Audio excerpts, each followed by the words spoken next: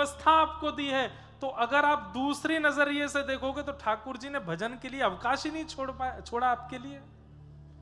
सब जगह से इतना घेर लिया आपको कि आप उनकी व्यस्तता के बीच में भजन कर ही नहीं पा रहे हो। और बुरा नहीं मानिएगा, ये सुबह उठ करके मंदिर जाने वाले लोग जो कहते हैं हम सुबह उठ के रोज मंदिर जाते हैं आरती, ये भजन नहीं है, ये भजन नहीं है।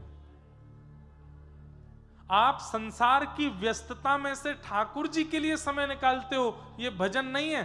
ठाकुर जी में इतने व्यस्त रहते हो कि संसार के लिए समय निकालना पड़ता है, ये भजन कहलाता है।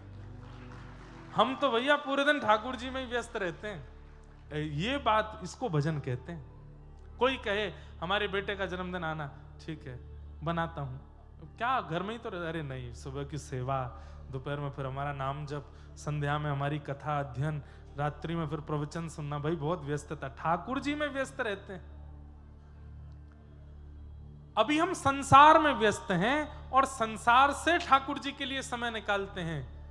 भक्ति पथिक ठाकुर जी में व्यस्त रहता है, वो कभी कभी संसार के लिए समय निकालता है।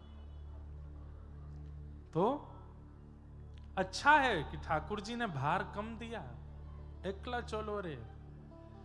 लेकिन आत्मदेव जी नहीं समझे, बोले नहीं मुझे तो संतान चाहिए।